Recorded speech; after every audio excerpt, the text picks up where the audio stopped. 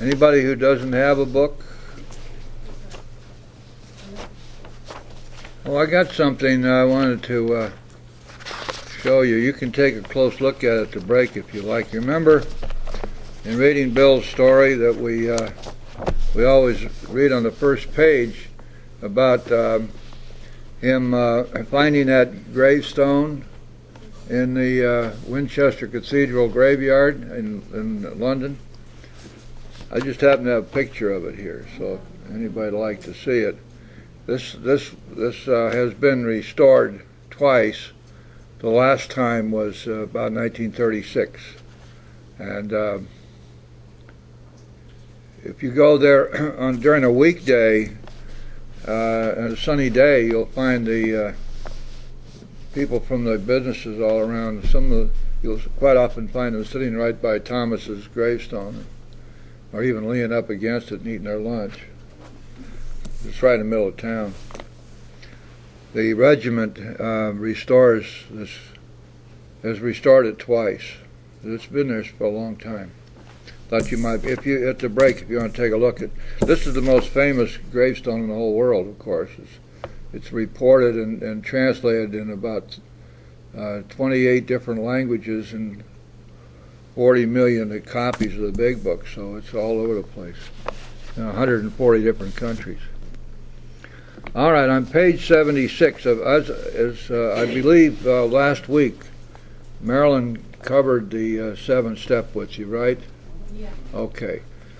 So today we're going to be starting in the middle of page 78. Before we get started with the reading, let's remember what's going on here.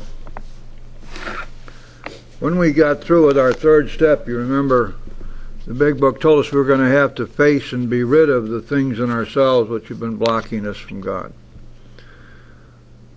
And that the first thing we had to do about that was find out what it was that was blocking us, and therefore we have the inventory of the fourth step to do, which is designed specifically for us to identify our defects of character and the insanities that drive us, and also to identify the people we've harmed so that we can see where our guilt and remorse and shame lie. We do that in our fourth step.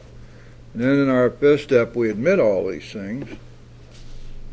And then we take these things to God in our seventh step, and we ask Him to remove these defects of character.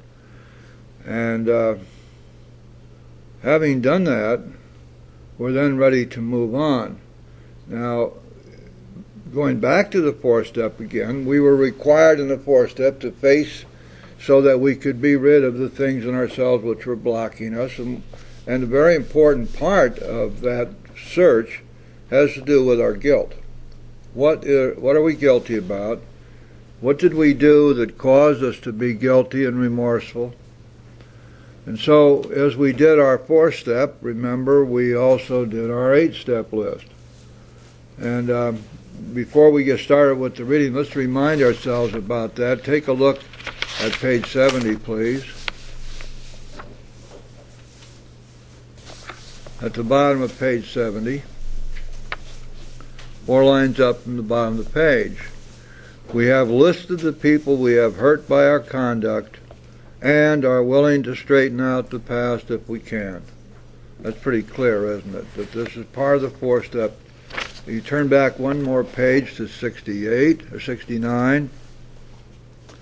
You look about 6-7 lines up from the bottom of page 69. We must be willing to make amends where we've done harm, provided that we do not bring about still more harm in so doing. And then if you look back even further on page 67, in the middle paragraph, 4 lines up from the bottom of the middle paragraph, when we saw our faults, we listed them, we placed them before us in black and white, we admitted our wrongs honestly, and were willing to set these matters straight. So it's pretty clear, isn't it, that in our fourth step, we accomplished the substantial bulk of our eighth step. Not only did we identify the people we've harmed, but at the same time, we became willing to make amends to them. This was a part of our fourth step. And now when we get to the eighth step, we're again looking at the list of people we've harmed, what we call our amends list. And it's going to carry us on into our 9th step. Now, the 8th step is ready to go as soon as we finish 5, 6, and 7, which normally we're going to do on one day. Immediately thereafter, we're ready to look at the 8th step, and we ought not to be delaying doing that. Because remember that our guilt is just as much a block from the sunlight of the Spirit as our defects. And so we need to take whatever action we can as soon as we can to be freed from our guilt, so that we can enter the world of the Spirit, so that we can have our spiritual awakening. And as long as we sit with a lot of guilt on our heads, we're seriously blocked off, and we need to be set free from that. So we're going to go right ahead with our 8th step. Now, let's read the paragraph starting in the middle of page 76 and see what we have here, and then we'll discuss that a little bit, because there's a bit more to it than the book sets out. Now we need more action, without which we find that faith without works is dead. And we hear that 7 different times in the first 164 pages. It's a critically important thing for us to understand. Now, I think we've talked about it before, but exactly what does that mean? Faith without works is dead. What works? Well, I suppose the obvious is that we spread the faith, but then how do we do that? The 3rd step prayer gives us a good clue, where we ask God to take away our difficulties so that the victory He gives us over them may bear witness. In other words, make us an example to those we want to help of His power, God's power, and His love and His way of life working in and through us. So that one thing that we're going to be doing here in carrying the message is showing by our actions God's love and His power and His way of life working in and through us, so we can be helpful to others. But very probably this phrase refers most importantly to the fact that we not only have faith as a state of mind, but that we act upon it. In other words, I suppose the best definition there would be that faith without the action of faith is dead. Or in other words, trusting God, actively trusting God. It seems that until we are willing and able to actively trust God in all of our affairs, that the faith we profess has very little power with us, may be dead indeed. So faith without works is dead, and that refers to we need more action. Let's look at steps 8 and 9. We've a list of all persons we've harmed and to whom we are willing to make amends. Now, that means, does it not, that in essence the 8th step is done. Not only do we have the list, but we already have accomplished the willingness. Now that, again, was done back in the 4th step. We made it when we took inventory. We subjected ourselves to a drastic self-appraisal. Now we go out to our fellows and repair the damage done in the past. That's the 8th step, or the 9th step, isn't it? We attempt to sweep away the debris which has accumulated out of our effort to live on self-will and run the show ourselves. How many times have we seen this theme repeated, this business of self and selfishness and self-will and trying to play God? All the way back in the 3rd step, we found out that we'd been trying to play God and it didn't work. It was there in the 3rd step that we decided that hereafter, in this drama of life, God was going to be our director, the Father, and we be the child. So this is nothing new, but we're reminded constantly as we go through the big book that our problem is self. Remember, the book told us back on page 62, and we covered this extensively when we were there, that our troubles are of our own making, that they arise out of ourselves, and that alcoholics are extreme examples of self-will run riot, though we usually don't think so. And more importantly, that we have to be rid of self. We have to, or it'll kill us. And then most important of all, that we can't get rid of ourself on our own, but that God can and will if we let Him. So here we go again. We attempt to sweep away the debris which is accumulated out of our effort to live on self-will and run the show ourselves. That's a perfect illustration of what the Big Book was telling us back there on page 62. That is, all this debris is the direct result of decisions based on self that we took in the past, and actions which we took which were in the fulfillment of our selfish, self-centered aims, needs, and desires. And then, if we haven't the will to do this, we ask until it comes. This is a very important sentence, because it simply nullifies, negates, gives the lie to things that we find in other literature, which would seem to indicate or say flatly that we can put off our amends, that it really is just a matter of never saying never, that somehow or another there's this leeway that we can play around with. But there's only one solution to our unwillingness in the Big Book, and that solution is prayer. And it doesn't say, gee, golly whiz, it'd be kind of nice if you sort of prayed about this. It says we ask for the willingness when? Until it comes. Because we're not moving on until we're willing. Now, that's got to give us a clue as to how important our willingness to make amends is. Remember, it was agreed at the beginning we would go to any lengths for victory over alcohol. Let's examine for a moment how critically important this willingness to make amends really is.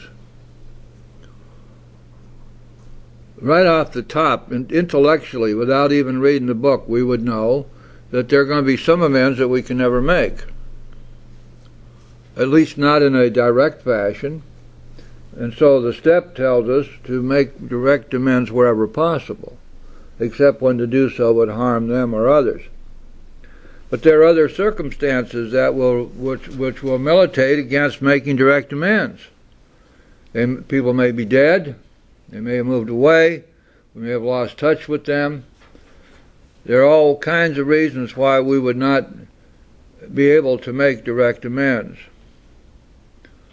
So, if our life depends upon being set free from the guilt which has accumulated as a result of the harm we've done others, and it does, and yet there are some amends we can never make, that would be one of those classic catch-22s. You got to make amends in order to live, but you can't make amends, so then you're going to die. But that's not the way the 12 steps work. There's nothing ever in the 12 steps which is a dead end like that, or a circular reasoning. So what's the answer? The answer is very simple. We will be set free from the guilt and remorse and shame arising out of our actions which harmed others, even though we can never make amends to them, so long as we are sincerely willing to make amends if we can. So you see how critical this business of willingness is? If I am truly willing to make amends, then I will be set free, even though I can't make those amends. And that's the only way it could work. Logically, we'd be at a dead end here, all of us, by the time we reach the ninth step, because we could never be set free from our guilt. But because that's the rule, that's the spiritual rule that applies here. It is the willingness then which becomes all important. That's why the Big Book says we pray for the willingness until it comes, because we must have the willingness in order to move forward. And any literature to the contrary notwithstanding, this is the rule, and when you think about it and follow it all the way through, it makes perfect sense. Some kind of a laissez-faire, comparative, New Age AA kind of stuff doesn't work. And you can easily see why. Because it does not account for the basic facts. The basic facts are that we have to face and be rid of the stuff in ourselves which is blocking us in order to recover. Go back behind that, and why is that? Because we cannot stop drinking on our own. If we don't stop drinking, we're going to die. And how are we going to stop drinking? We're going to get God between us and the booze. And how are we going to get God between us and the booze? We're going to be set free from the things that block us from Him so that He can be there. Otherwise, we're in a heck of a place where we can't recover because we don't have any protection. We don't have any power. We are powerless over alcohol. We're powerless over that next drink. We're powerless to stop ourselves from killing ourselves. And it's only through God's power that we are able to be set free. So anything that blocks us from God has to go. And this is going to be true now for the rest of our lives. We're going to have the 10th and 11th steps where we're going to constantly monitor what's coming up with us, what's happening to us, what is our present reality, what's going on with me today, what is it that may be blocking me today, so that I can deal with it and be free of it. Because without being in God's pocket, I'm a dead duck. And so the 8th step then is set out in that way, but there's a little bit more that we should consider, because practical experience teaches us that the 4th step and the 5th step may not pick up all of the amends that we need to make. The 4th step is pretty much of a rapier. It goes right to the point of the character defects, and sometimes there will be people who do not appear in our 4th step whom we have harmed, and we need to pick them up now in the 8th step. So one of the things we need to do is to sit down and go back through our lives and see if there's anybody who needs to be on that list who's not there, and quite often we will find that there is. The other thing that's very good to do, and this is not in the book, but I recommend it, just from having done this stuff for a long time. Sit down with your sponsor and figure out what amends you're going to make and write them down. Matter of fact, I recommend that you read the 9th step on pages 76 through 83. All the different categories of amends are laid out there, and figure out which ones are appropriate and are possible to be done in your situation. Then, with your sponsor, figure out what you're going to do and commit yourself to it. Write it down, and then get going and get it done. Those are the things which normally are going to be very helpful, which we don't find the instructions do that here in the big book, but practical experience shows us that's very important to do. Now then, we go down on page 76 again, the last partial paragraph, 6 lines up from the bottom of the page. Probably there are still some misgivings. As we look over the list of business acquaintances and friends we have hurt, we may feel diffident about going to some of them on a spiritual basis. Let us be reassured. To some people we need not and probably should not emphasize the spiritual feature on our first approach. We might prejudice them.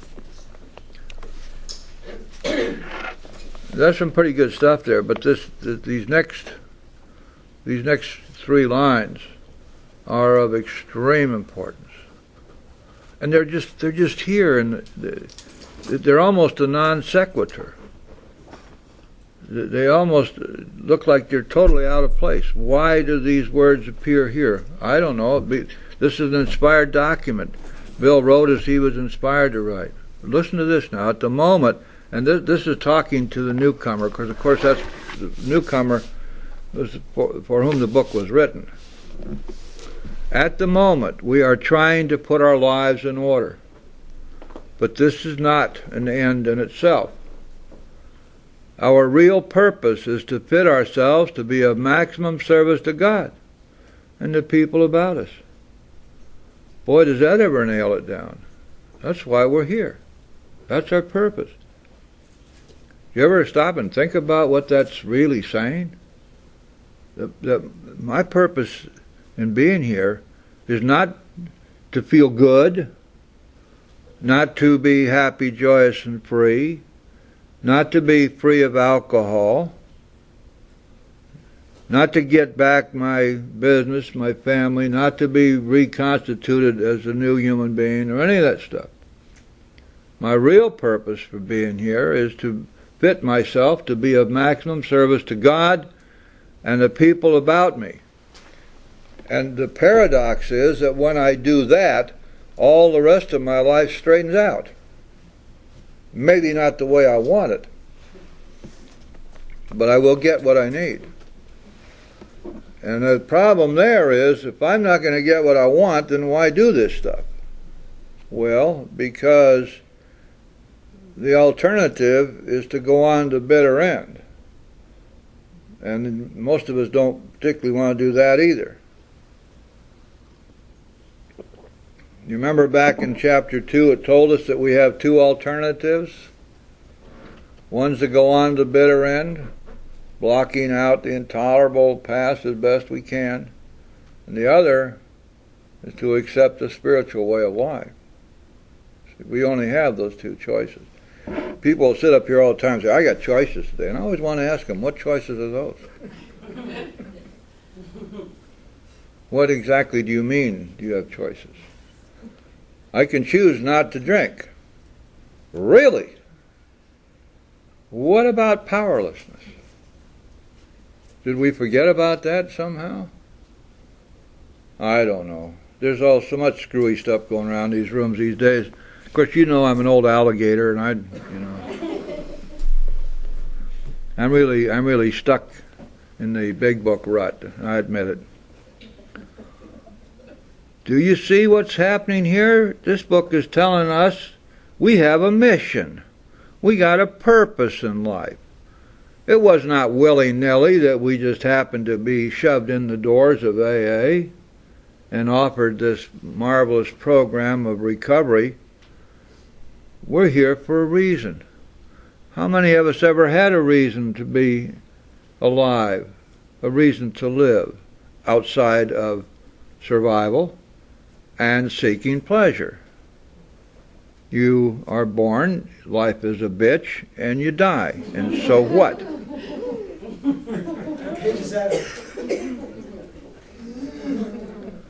But it's so much more than that, isn't it?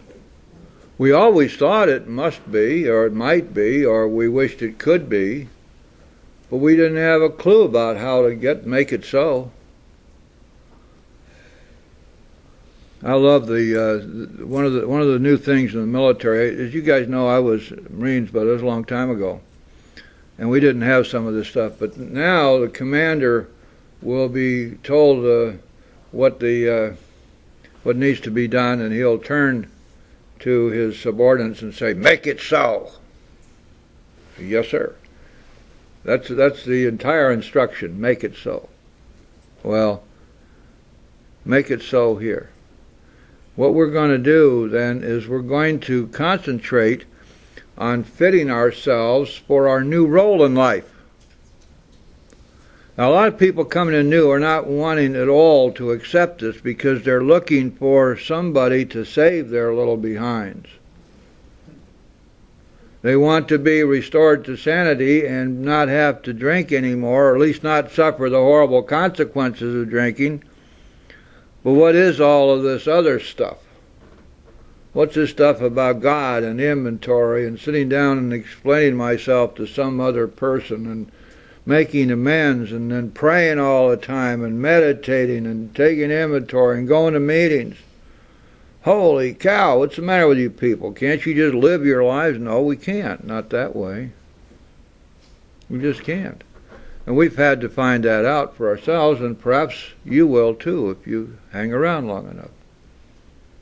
And so what's happening here is that as we work the steps, the result of working the steps will be, if we follow directions, will be that we fit ourselves to be of maximum service to God and the people about us. What's the 12th step tell us? Having had a spiritual awakening, as the result, what? Of these steps, you see, we tried to carry this message to alcoholics and to practice these principles in all of our affairs. So what's happened to us is that we have, by working the steps, become fit to carry this message, to be of maximum service to God and the people about us. And all of our prayers lead us right back to exactly that same objective. Bill Wilson called this our holy mission. That was his phrase. He was convinced that God brought us in here for the sole purpose of having us become so cleared away of the things that block us from Him that we will be able to be effective messengers and carry His message. And perhaps that's so. That seems to be what this book is telling us right here. At any rate, the idea that going out and making amends and that we should walk in and say, "Hey Joe, I'm sorry about the things I did to you. But you got to understand, I got religion now. I'm very spiritual now. I'm on a spiritual path now, and I've changed and all that. And so we'll just not worry about what I did to you before, because look at me. Don't you see all this wonderful progress in me? I'm so spiritual now." That ain't going to work very well, maybe part of the time, but a lot of people are going to be pretty sure to look at us askance and say, "Yeah, I've heard stuff like that from you before. I remember the time you got baptized, you told me everything was going to be just fine after that. I remember the time you became a member of that church or that religious sect, or you started going to an ashram, or you're over here doing your thing with karate, and all these things are going to straighten you out. And then I remember the time you came to me and said, everything's going to be just fine now because I'm getting hypnosis and acupuncture. And I started taking all of these herbs. Or remember the time you came to me and said, well, I've got my own personal trainer now who is also a Swami. So everything's going to be fine. I'm going to stop doing these terrible things. Well, now we go to him and we're very careful about how we pronounce ourselves to be newly minted spiritual beings, because we might prejudice him. At the moment, we're trying to put our lives in order, but this is not an end in itself. Our real purpose is to fit ourselves to be of maximum service to God and the people about us. It is seldom wise to approach an individual who still smarts from our injustice to him and announce that we have gone religious. In the prize ring, this would be called leading with the chin. Why lay ourselves open to being branded fanatics or religious bores? We may kill a future opportunity to carry a beneficial message, but our man is sure to be impressed with a sincere desire to set right the wrong. See, now, that little sentence gives us the clue to what's going on here. We're not there to apologize. We're there to set right the wrong, if we can. So our effort has to be in that direction, rather than simply another apology. And it's also really important to understand that it is irrelevant whether we are forgiven by them or not. We're not there for forgiveness. We're there to right a wrong. We're there to do what we can to set matters straight. We're not always going to be possible to do that.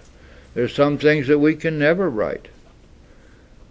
But we need to be willing to do so if we can. Our man is sure to be impressed with a sincere desire to set right the wrong. he is going to be more interested in a demonstration of goodwill than in our talk of spiritual discoveries.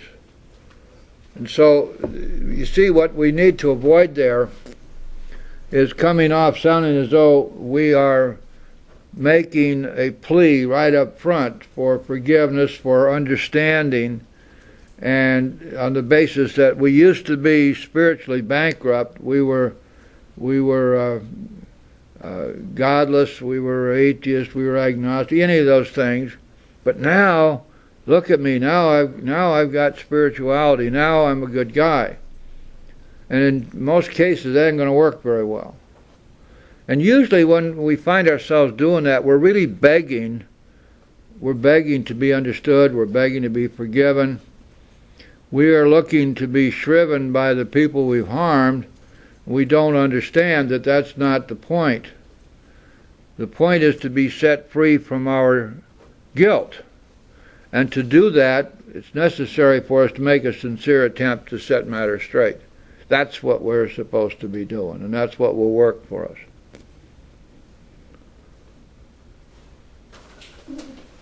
The middle paragraph, starting right in the middle of the page. We don't use this as an excuse for shying away from the subject of God. When it will serve any good purpose, we're willing to announce our convictions with tact and common sense. Excuse me. Now let's see. There's a sentence. There's a paragraph back here on page 68 that kind of goes along this same line. Let's take a look at that. The third full paragraph on page 68. We never apologize to anyone for depending upon our Creator. We can laugh at those who think spirituality the way of weakness. Paradoxically, it is the way of strength. The verdict of the ages is that faith means courage. All men of faith have courage. They trust their God. We never apologize for God. Instead, we let Him demonstrate through us what He can do. Now, it's quite clear that the Big Book never says to us, don't talk about God. You might scare somebody off. That's a bunch of balderdash. And when we're telling people how we have recovered, how crazy it would be to try to explain recovery to them, the method of recovery we use, the program of recovery, without giving credit to God for what has been done in our lives. And so, of course, that particular notion is something that just floats around out there in limbo and doesn't have anything to do with the Big Book or AA. This next sentence really tells us what is our first priority amends. The question of how to approach the man we hated will arise. Now please notice that it says in the past tense hated. And why would that be? Why aren't we talking about making amends to the man we hate? Well, hatred has gone by the boards, hasn't it? See, remember what we learned about the 4-step? That if we have any resentments or hatred or anger left, we didn't do it right. So while we were in our 4-step, we learned how to be set free from our resentments and our hatreds. And so now when we get to our 9th step, we're looking at making amends to people we at one time hated. And usually hatred goes both ways, and usually there's a good reason both ways. So we have found that not only did we have hatred for this person, but that we had harmed this person in some way, and we need to make amends, even though it's quite clear that this person did some really rotten things to us. Now, if you're sponsoring people, or if you're paying attention to yourself when you reach the 9th step, be aware that if there is a reluctance or a holding back to make amends, a balking, at making amends to somebody, there's a very good chance that that person was not set free from us because we did not forgive the wrongs they did. We're still hanging on to them. And now what we're really saying is, why in the hell should I make amends to him? Look what he did to me. And unfortunately, in our human solutions out there, so much is made of the harm that was done to us as an excuse or a rationale or reason for our own crapped out behavior, that we would love to believe that all these things are true. But we're not responsible. It's what's been done to us. It's the harm that others did to us, the trauma that we suffered, that these are the reasons for our behavior, for the things that we've done that we knew at the time we were doing them were wrong. And so now the same kind of a specter raises its ugly head and says, why should I make amends to him? Look what he did to me. We have to put that aside. So that's a killer. And if you see that coming up in yourself, be aware of what's happening. If you're sponsoring somebody and you see that, you know that it's a balking because there's been no forgiveness. We're going to have to go back and ask God for the willingness to forgive the wrongs that were done, because we have to be set free from that. Those are terrible blocks to our spiritual growth. And to walk around with hatred of anybody is a very serious problem for us. Remember, we learned in that little story in the back of the book that what we do is, by the way, if you don't know about it, it's on page 552, that what we do is we pray for the people we hated. And even if we don't want to, and our prayers are only words and we don't mean it, we do it anyway. We do it for a couple of weeks. And if we do that, asking God to give that person everything we would want for ourselves, what happens is that we find we've come to mean it, and that the hatred is replaced with love. Now, I guess it must be axiomatic that we cannot pray for somebody and at the same time hang on to hatred for them. The anger will be replaced as a result of the prayers. And it may take a while, but it will happen. So in other words, when we're balking and making amends to somebody who has harmed us, let's look to see if we have completed our steps with respect to that person, whether we have in fact been willing to forgive what they did. And we can pretty well understand that we have not forgiven, because otherwise we would not balk at making the amends.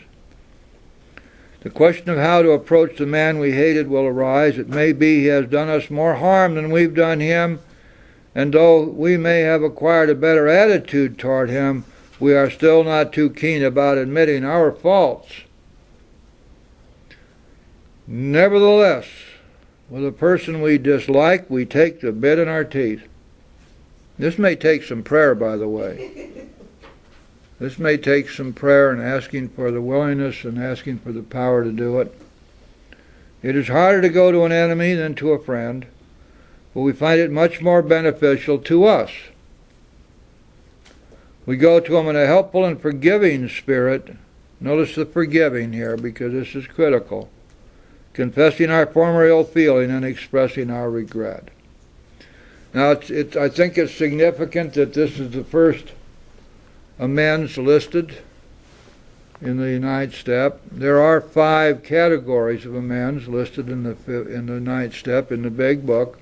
You won't find them anywhere else. Those 5 categories are, first, what we just read, the person we hated.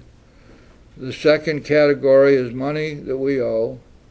The third is crimes we've committed. The fourth is infidelities that we've committed. And the fifth is amends to family. Now, those 5 categories of amends are all laid out here from pages 77 through 93.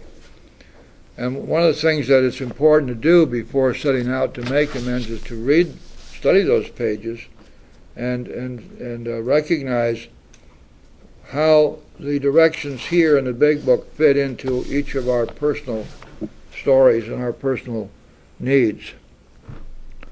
Now we've got some kind of special rules that apply to making amends, to working the ninth step. Rules which in effect express paradoxes. And they go directly contrary to what we probably have learned growing up. We're going, yes? Reason they should be done in that order? No. One, the person we hate, and two, No. No. It just happens that's the way it came out. Now you know how I think about the book. I think of it in terms of being an inspired document. And my feeling about it, I could never in a million years prove it. But as Bill was writing, his first inspiration was to write down the person we hated. Now I can rationalize that for myself, saying, man, those are the tough ones. If we can get past that, we can handle anything. And that's the way I look at it. But I did not mean to imply that these were set out in a specific order, that we had to follow that order. That answer your question? Okay. Any other questions about that? Yes? Jim, I'm an alcoholic. My name's Craig. How would I be able to make an amends to an individual that I've determined was basically a toxic person in my life, maybe abusive or so on, or someone that I was in a business relationship with years ago that I really don't want to continue even having some form of a communicative relationship with him. You know, maybe that if I would even start this type of an amends to him, it would open a door maybe for some form of a, you know, I just would not want to get in any sort of form of relationship with him after this. Well, it means you're scared. I, Okay. yeah. What do you mean by toxic? He was just the kind of person that was abusive, manipulative. If you see him, he's going to do what to you? I would think that I don't want to get into. We had a relationship where, you know, we basically had, you know, there was communication, and I'm almost at a point where I'm better off, I feel, not communicating with them. Well, what you really mean is that you're afraid of confrontation with him. Very well put. So that's something you pray about. You ask God to take away that fear. You plan out your strategy. You waylay him in an alley and you tell him what's going on, how the cow ate the cabbage in about 3 minutes or less, and then you disappear. Because all you care about doing here is being set free from the guilt or whatever it is you feel. It's probably a whole lot more than guilt. And I would suggest to you that the guilt, of course, is a product of fear, but there's a lot more fear involved here than guilt. But anyway, you need to slay that dragon, all right, but you need to do that with some help from God. And the help you need is to get over your fear of confronting this guy. I would suggest strongly to you quit using the word toxic because it doesn't apply here. There's no toxicity involved. You're not going to be rubbing up against them long enough to get infected. Because I wanted to ask this and I wasn't. I think my sponsor. I've done like some of I've done my 9th step, but there's my ex-sister-in-law. Really hard. I have to. When my mother passed away in August. Okay, now I just want to tell you the meter's running now. When my mom passed away, I was in the hospital room with my ex-sister-in-law. There was a lot of uncomfortability. Yeah. She's very angry at my brother who divorced her. But we've also had some problems, you know, in the past when she went to my parents said I was high, you know, just, you know, stuff like that. When I was in jail, I allowed her to take my daughter, with her daughter, to go to some play. And I prayed. They said to pray for a week for her, and I did that. But I guess it's similar to what he's asking. It's maybe fear. I have to do my 9th step with her. Yep. That's it. I'm uncomfortable around her. Sure. Well, you probably find that you're afraid of confrontation anyway. And the only time that you're willing to confront is when you get mad. So if you get mad enough at her, you can go make amends to her. Because you won't be afraid. No, I don't mean to make light of it, because it's a real problem. but it's not an insoluble problem. You write it all down, exactly what's going on with you, and then you ask God for help with it. That'll work. I don't hate her. I know you I don't. think that she's sick also. Yeah, well, But it's I never guess I'm pleasant. It's never pleasant to have to confront sick people. I know a bunch of goofy people. I don't have any. I have no pleasure having to even be around them. But then sometimes we have to do that, you know. just for ourselves. There's some real goofballs out there. Thanks. Present company accepted. Yes. Hi, Jim. Thank you for the meeting. My name is sharing this in case anybody else is having this problem, because I did. And I always think when I have a problem, something really terribly wrong with me. And what the problem was, I had someone on my list that I had to make the amend to. And I was told to pray every day, and I did pray every day. And I made the amend. And I continued to do my steps. I had to pray for 5 years, every day, before there was a lifting of that terrible feeling that I had. And my sponsor said that was okay, that's okay. And finally, the only way I could get rid of it, and saying this just because it relieved me and helped anybody else, I wrote a letter. I put every single thing in the letter. I burned the letter, and I did a burial at sea. And that was the end. Once in a while, I get a little twinge, but that was the end. And it took a while. So for anybody who's thinking they should be finished in a week, sometimes it just doesn't happen that way. Well, that's pretty interesting. That's almost witchcraft. You burned them to death, and then you drowned them. Sounds good to me. You practice Santeria, do you? No, but that worked. Cut the heads off of chickens? But it worked. So if you got one of those, then you write a letter about them, and you burn them up, and then you bury the ashes at sea, and you'll be all right. Did it for me.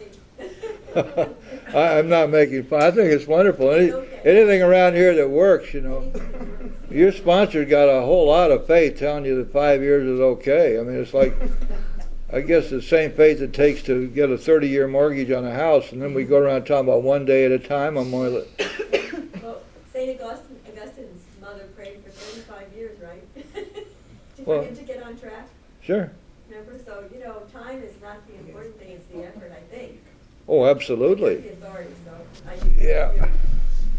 Well, 43 years doesn't make a whole lot of difference, 44th year is the hardest, I told you that.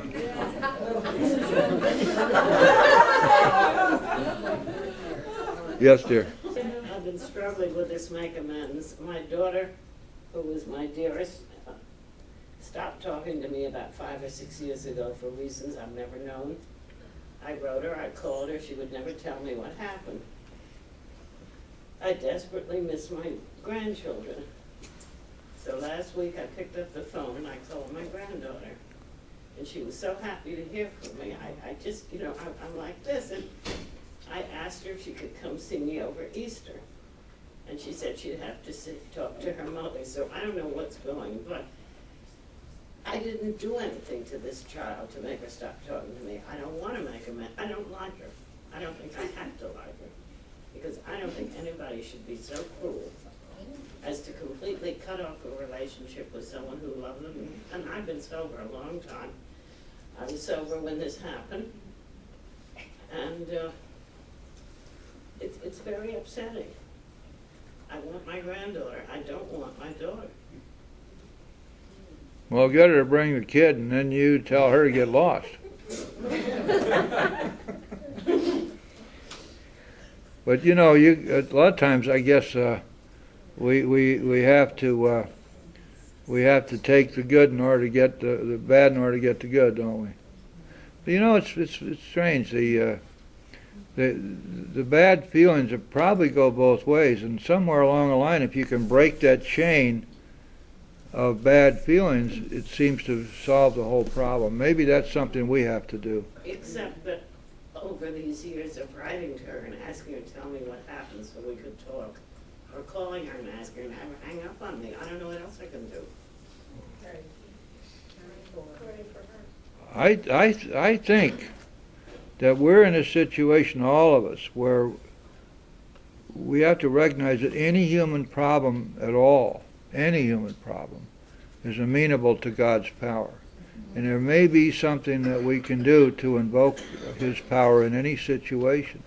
That might be true here. I'm not going to preach to your choir, honey. You've been around too long. But you know the power of prayer. And you know what can happen there. And maybe this is the time that we back out of it and let God have the problem. We have a hand in the back there. Or you were doing your knitting, weren't you? Right. I'm doing You keep pulling those threads up. socks I'm working on. You got me every week. You get me with that. Yeah, I do. Any other comments, questions, sharing? Okay, let's go on now. This last partial paragraph, bottom page 77 and at top of page 78, gives us some general instructions here. There's quite a bit of stuff going on in Ninth Step which is outside of our normal experience. So under no condition do we criticize such a person or argue, which we would love to do. And in many instances, they've been really rotten, mean, nasty to us. They've harmed us a lot. And yet, this big book is saying, you don't dare say a word about that. Because what they did to you is irrelevant. The only thing that's relevant here is what you did, which you need to be set free from. Simply, we tell them that we will never get over drinking until we have done our utmost to straighten out the past. We are there to sweep off our side of the street, realizing that nothing worthwhile can be accomplished until we do so, never trying to tell him what he should do. We've given up entirely now any pretext that because of the things he's done to us, we have a right to make him wrong. Now, all of our bright-eyed friends will tell us, well, you ought to go tell him just exactly how he gets off, what he did to you. No, we don't do that here. You might want to save that for another time.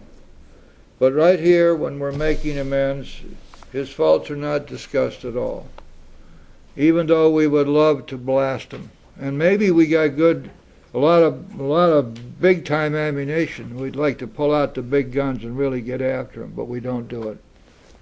His faults are not discussed. We stick to our own. If our manner is calm, frank, and open, we will be gratified with the result. Now, that's going to be quite true, as a matter of fact. These amends are almost magical, because so much of the time when we're making amends and we think that nothing good could come out of it, we find that much good comes out. There's another thing that we're keeping in mind here, and there's a kind of a general rule which we're faced with right here. And that general rule is that we don't make other people wrong. If I make you wrong and I don't have permission to do so, then I'm wrong. I can justify it. I can say it was for your own good, for your benefit. I hear all the time this stuff around, if you excuse this expression, I know it's not kosher in this room, but he called me on my shit, as if that was some kind of a good thing. He practiced tough love, as if that was some kind of a good thing, instead of being an oxymoron, which is exactly what tough love is. The question here is, did I have a right to criticize you and tell you where you were wrong because you had invited me to do so? Did I have permission? Or was I a volunteer? Did I walk up to you and say, Audrey, I know what's wrong with you. Now sit down and listen. I'm going to tell you everything that's wrong with you. Now, Audrey, being the kind of woman she is, would probably beat me over the head with a big book just to start with. She sure as heck isn't going to sit there and listen to me decide to tell her what's wrong with her. Now, I don't blame her. See, here's the problem with that. I come up to you and I start to tell you what's wrong with you, and if you haven't given me permission to do so, the wall comes down. You stop listening. If I had any reasonable expectation of being helpful to you, it's gone. But more so than that, I have demeaned myself, because the real motive behind this is I want to make myself feel better. By comparison, after all, if I can say Audrey's wrong, that means I got to be right. So my purpose is to be right, not to help Audrey. I don't even think about it that way, but that's exactly what's going on. I have demeaned myself. Now then, on the other hand, if I am given permission, then I speak my mind. I say exactly what I believe to be so. Try to do it with some kind of love and empathy for the other person. But nevertheless, there are times when we need somebody in our lives who will help us see things straight, put them in perspective. But we need to be open to hear that and to be willing to accept what we hear, at least for the purposes of considering it, to see if we can feel it's right or wrong. But that doesn't happen when we gratuitously attack others with our superior intellect, our superior knowledge of the program, and our superior spirituality and morality, because that's often exactly what happens. So we don't make other people wrong. We will try to help them if they ask for help. There's a big difference. In 9 cases out of 10, the unexpected happens. Sometimes the man we are calling upon admits his own fault. So feuds of years standing melt away in an hour. Rarely do we fail to make satisfying progress. Our former enemies sometimes praise what we're doing and wish us well. Occasionally they will offer assistance. It should not matter, however, if someone does throw us out of his office. We've made our demonstration, done our part. It's water over the dam. You see, there's the real McCoy. The fact of making the amends may not have had any salutary effect on the other person whatsoever. It might even have made them really mad that we should even have the temerity to walk into their home and talk to them. And we're sorry if that happens. But our real purpose for being there was to be set free from the guilt, which was a direct result of the harm that we'd done them. And so that we accomplish. We make the amends, the guilt is gone, and we can move on. Did you have a question? Okay. Also, in making amends, we must be very careful not to do anything which will harm another person, the person to whom we're making amends, or anyone else. Now, some people misread the 9th step to mean that we're not to do anything that would harm us. That's not what it says. Well, that's a pretty nice rationalization, isn't it? Gee, I don't have to make any amends at all, because I got to tell you that every one of these things is going to really hurt me. No, we're not permitted to harm another person. Now, that's a general spiritual principle, isn't it? This is not something which is limited to the 9th step. As a matter of fact, it's a very powerful spiritual principle that we are not permitted to do anything to harm another person deliberately. There's a corollary to that, by the way, which isn't often spoken of, and that corollary is that we're not permitted to allow anybody else to harm us. Think about it for a second. If I'm being harmed, the natural result of that is that I will be blocked off from God. So I'm not going to permit you to harm me. I'm going to say, stop right there. And I'm going to mean it. No, no, no, we'll have none of this. If you don't stop, I'm going to get away from you. And you may not see me again. Because it is absolutely imperative that I follow through on the mission which I've been given. This doesn't make me any kind of a hero or set me apart from other human beings. It just means that I have a purpose here, which is to fit myself to be of maximum service to God and the people about me. And the person who wishes to pick on me, be damned. I'm not going to have that. And there are a lot of people in our lives that we drag along with us as we're going through life, and then we walk through that door and they're still out there somewhere in the parking lot following us around, waiting to pounce on us. All this is figurative, of course, but they're out there. And it's not at all unusual for especially people who are coming in fairly new, that they've got a lot of that kind of baggage hanging out there. And those people, though they are not necessarily trying to do anything to be harmful, can be very harmful because it has been their habit to control, to abuse, to cause dependency and to maintain dependency. There's all kinds of harm that can be done. They're still carrying stories. They're gossiping. All kinds of things that can be harmful to the new person, and even to those of us who've been around for a while. You run into these kinds of people once in a while, and I still tell them the same thing: knock it off, bud.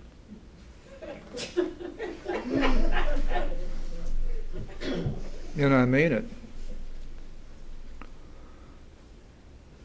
So we don't allow other people to harm us. And sometimes we can't stop them, so we have to get away from them. And that may seem like a harsh remedy, but it's absolutely necessary.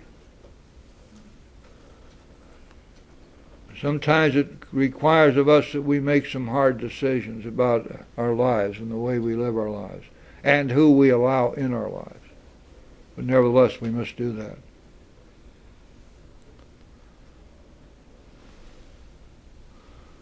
Okay, I'll tell you what we're going to do. We've got the money thing coming up next. So we're not trying to handle that today. And next week we'll get into money and crimes and infidelity and probably family. Maybe we'll finish up the ninth step next time. I don't think so, though. We go pretty slow around here. Nobody seems to mind that too much. Anybody have anything they'd like to ask or share or anything before we close this out? Yes, dear. I hate to keep on this, but it's bothering me so. You say we shouldn't let other people harm us. Absolutely. She's harming me by not letting me see my grandchildren. Well, I've got to keep on trying with them.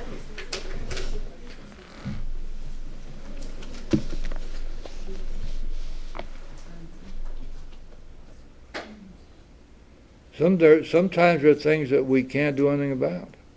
That's what I'm afraid of. So the choice has to be, am I going to see my grandkids or not? And if I can only see my grandkids and my daughter is going to be there, then that's the way it has to be. That's the choice. And we have a lot of tough choices to make in life, as you well know. I know you've made plenty of them. It's just another one. However, for the daughter who was still giving me a bad time, I'd make it very clear we'll have none of this. Now, I don't know how far you can go with that. But it's very, very important for you not to allow yourself to be blocked from God, because we don't want to lose you. And that can happen. There's always got to be room for God in your soul, in your spirit. Yes, in the back. I'm really glad to be here today. I apologize for coming in late, but I called about 2:15, and I knew that I could catch the second half of the meeting. I'm visiting from New York. Was vacationing with my family and stuff. I'm at a home group in New York, and got a flyer here for the AA's 68th birthday from New York Intergroup. I'd like to leave. Oh, good. Sunday, June 29th. If you'd, there's a couple extras. I know this is a clubhouse and other groups meet here. If you have a secretary or something, you could distribute them. There's a form here if you would like to be nominated as a speaker, just take a couple of those too. And it's good to be here. Thanks. Well, good. Thanks a lot. If you're closing out this one. Yeah, we got to do the. If you don't want you to go away mad now, if you got an irresistible impulse, speak up. Fine, thank you. Okay. Who's willing to do the chips today? We got some people who want to pick up chips. Jerry? I'm not popular. Well, all right. That's a good idea. Hi, I'm Sarah. I'm an alcoholic. We have a chip system here in South Florida, and the white chip denotes giving up and surrendering to a new way of life. Does anyone want to pick up a white chip?